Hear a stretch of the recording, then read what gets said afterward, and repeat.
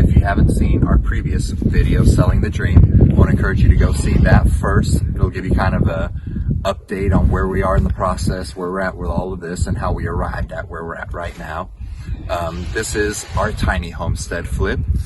We just bought this fella a couple months ago. As you can see behind me, we've gotten some of the work started.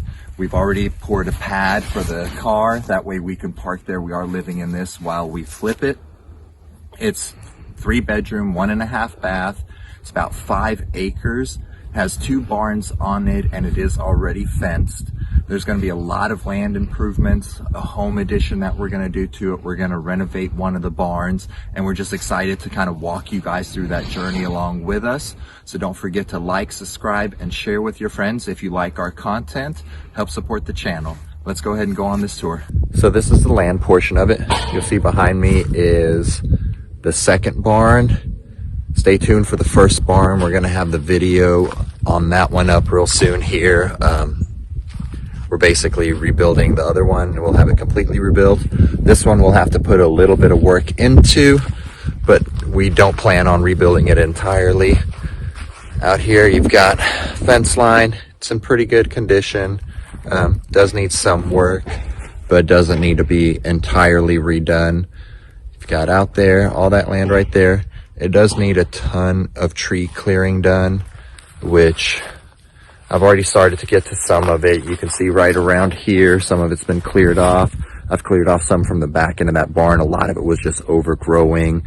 There was Virginia creeper and poison ivy crawling all over that barn, and we've got a lot of that eliminated already. And we'll continue to get to these trees, which is a great excuse for me to get out here with the John Deere and just pull them all down, make a whole day of it. That's always fun to do. The land out here is mostly pretty level, so I won't really have to do a lot as far as leveling out the land or anything like that. That part of it's going to be pretty easy, but you see there's a lot of these cedars that are creeping in over here. I'm going to go ahead and pull those. They're really easy to pull. You get the tractor, put a chain around them, and just give it a couple pulls, and they come out real easy. We'll pile those all up and just kind of make a fun bonfire out of it for the family. This fence line here has a whole bunch of undergrowth and overgrowth. You'll notice all this stuff right here that's just growing up underneath these larger trees, and all the larger trees that are kind of crowding this space, as well as a lot of them that are honestly in really bad shape, dying, as you can see right there. We're going to go ahead and take care of all of that, just beautify this area, because you'll notice what's right across the street is just this beautiful pasture. It's just got a great view, and if we can get this cleaned up, it'll just really improve the look and feel of all of this right here. Obviously, some of this fence is in pretty bad shape, a lot of patchwork and repair. So what we'll probably do is put some field fence all across it. The corners are currently wood corners, and they're just in bad shape. We're going to go ahead and put metal corners on this and some H-bracing along the way, and just make this a lot nicer. There's a couple of our steers just hanging around in the sun, living the good life. This fence line right here is pretty close to the house, as you can see back there. That's going to need to be dealt with. Just, we don't necessarily like having it that tight up on the house. Want to kind of open up that space, which obviously we've got, you know, some corners to move. The idea here is to create some more space from that driveway, put a gate a little bit further down as opposed to having it right up by the road, give ourselves opportunity to come in this way, as well as just bring all this off a little bit so the kids can enjoy the tree, and it opens up that side yard, so when we do the addition, it'll really change everything we've got going on here. Now the inside of the house, as you guys can see, is pretty modest. It's got a small living room. You've got the little dining area right here, which leads over to the kitchen. Then over here, as you pass by the kitchen, you've got a door that leads to a stairwell down to the basement. And then the half bath is right here. Everything is definitely pretty small in size.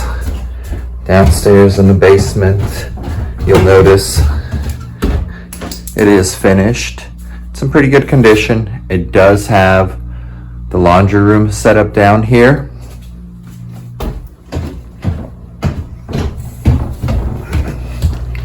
The bedrooms are pretty small, but that's not going to be a problem because nowadays children's bedrooms in general are pretty small, so that's going to work out all right.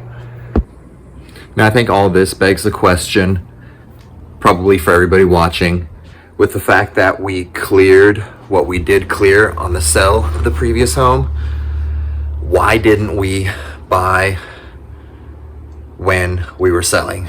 Well, that is answered in a couple different ways. Number one, we really wanted to stay in the area that we're at because of the kids' school, and we really like the lake that's nearby, some of the attractions that are in this area. And so we decided to stay close. Well, having to stay close kind of limited our options. The county that we live in only has 20,000 residents, so there's obviously not a ton of available real estate at any given point in time. Also, as everybody knows, we were at the peak of the feeding frenzy. Houses were going 10-15% above listing and were being sold before the official listing even hit the market. Everybody was just cannibalizing one another in desperation to get into houses. And so whenever you have a bubble like that and you have that kind of a feeding frenzy going on, it's going to pop. And many of the best analysts out there and many of the people that pay attention to markets knew that it was coming this year, that the pop was going to happen.